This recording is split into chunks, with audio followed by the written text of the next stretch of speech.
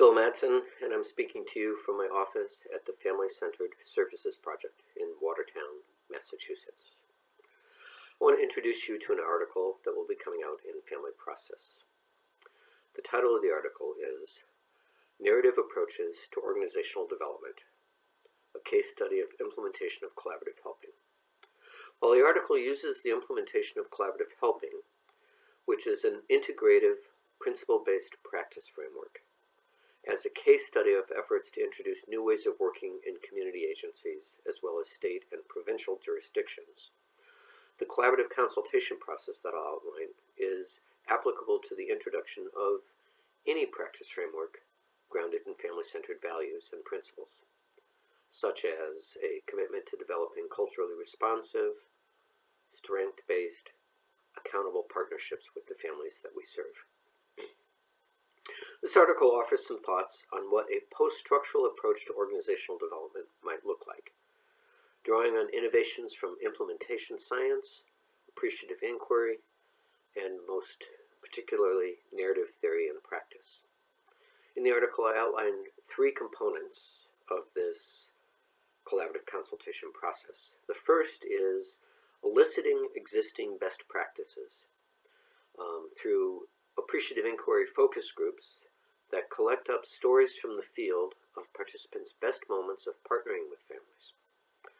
The appreciative inquiry focus groups include groups with workers and supervisors, with parents involved with the program, and with managers and leaders.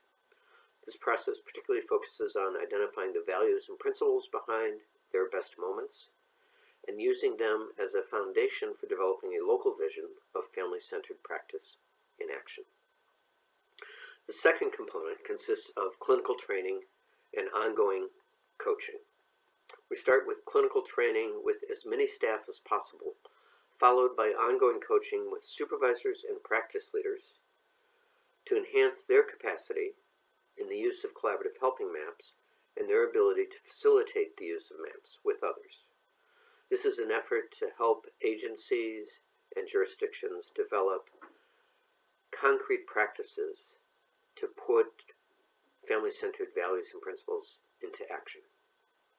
In the final section, leadership coaching and organizational consultation highlights the impact of organizational culture and climate on clinical services, and then outlines some of our efforts to support more collaborative leadership practices, as well as help organizations develop institutional structures and organizational cultures grounded in reflection, appreciation, and shared learning to support more respectful and responsive ways of interacting with families.